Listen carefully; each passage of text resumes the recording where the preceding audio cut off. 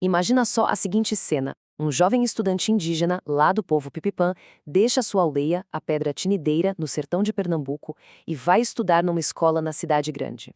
Aí, ele abre um livro didático e dá de cara com um conceito que para ele é bizarro, uma palavra que simplesmente não existe na cultura e na vivência dele.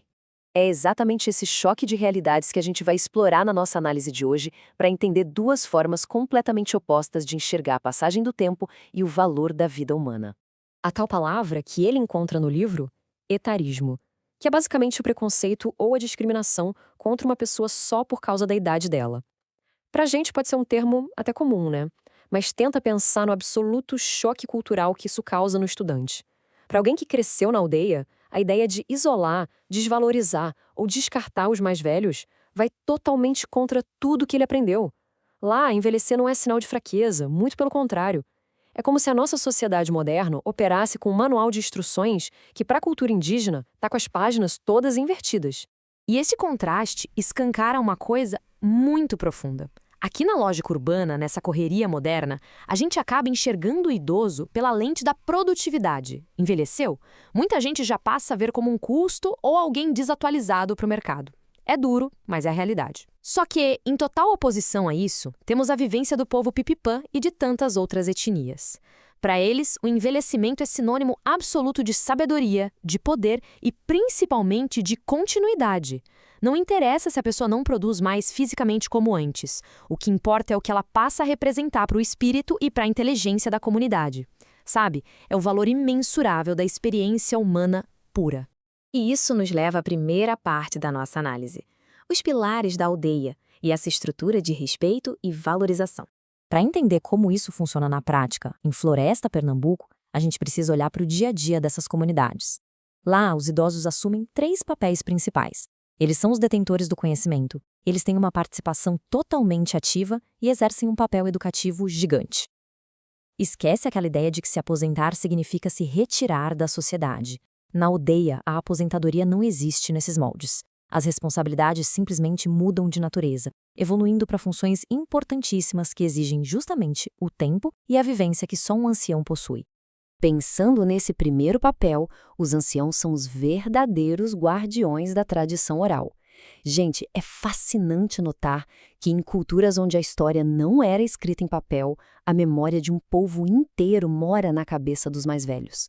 Eles são literalmente bibliotecas vivas.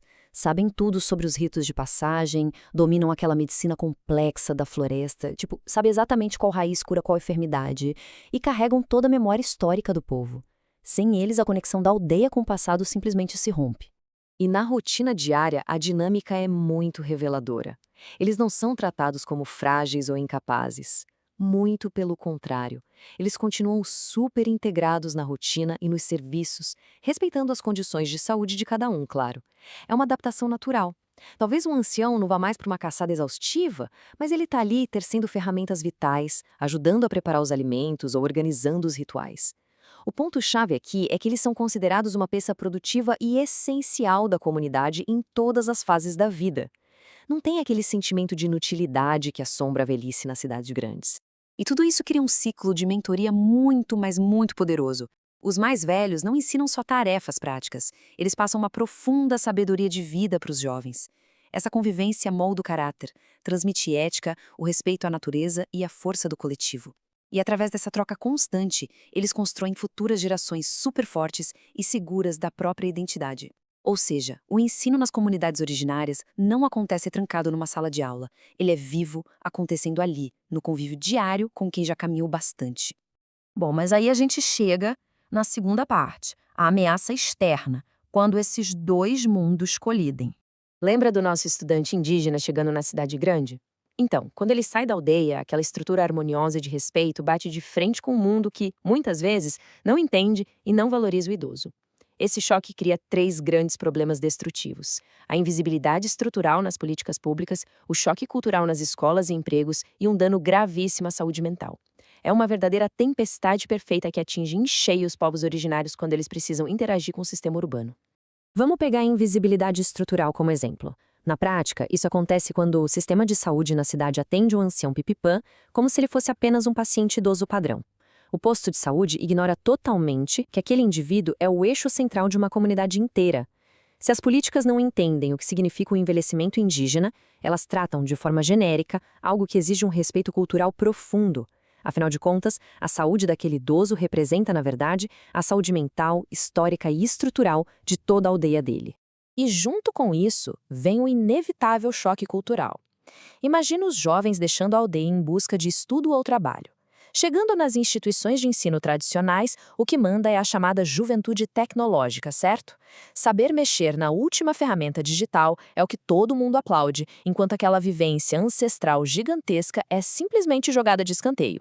O etalismo meio que ensina para essas instituições urbanas que a sabedoria tradicional não tem utilidade prática, criando um ambiente de discriminação sistemática contra quem passou a vida toda acumulando conhecimento. E o impacto disso é devastador, quando a opinião de um ancião é desrespeitada ou ignorada, o que é uma prática tristemente comum do etarismo. As sequelas psicológicas são fortíssimas. E não é só sobre ficar chateado. A gente está falando de quebrar o equilíbrio emocional que sustenta a estrutura familiar indígena inteira.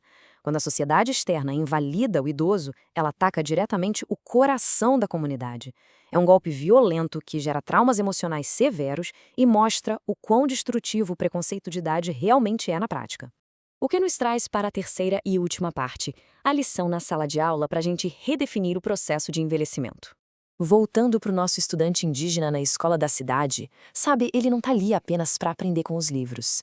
Ele traz uma sabedoria gigante do seu povo para ensinar a gente também. A grande lição que precisamos tirar disso tudo é que a capacidade não está ligada à idade, mas sim às experiências da vida. A gente precisa desaprender urgente essa narrativa tóxica de que a utilidade humana expira com o passar dos anos. O estudante Pipipã mostra para nós que cada ano vivido é, na verdade, uma camada extra de aptidão para lidar com o mundo. A capacidade evolui para resolver problemas que só a maturidade consegue alcançar. Em essência, as mensagens das culturas originárias são muito diretas. O envelhecimento nunca, de forma alguma, deveria ser visto como um processo de perda. Muito pelo contrário, é um magnífico acúmulo de saber. Reconhecer e aplicar essa visão não é só uma questão de respeito aos mais velhos. É literalmente o primeiro passo indispensável para a gente criar uma sociedade que seja realmente mais inclusiva, equilibrada e integrada, onde todas as gerações tenham o seu espaço vital e respeitado na hora de construir o futuro. Fica então aquele grande questionamento para a gente levar para a vida depois da nossa análise de hoje. Como seria a sociedade moderna se o envelhecimento deixasse de ser visto como uma mera perda de produtividade para ser celebrado como o ápice da vida e da sabedoria? Observar o mundo pelas lentes dos povos originários, como a desse estudante Pipipã, é um convite imperdível para a gente descartar o etarismo de vez e abraçar uma visão muito mais rica do ser humano. Muito obrigado por acompanhar essa reflexão com a gente hoje e que essa provocação continue martelando aí na sua cabeça.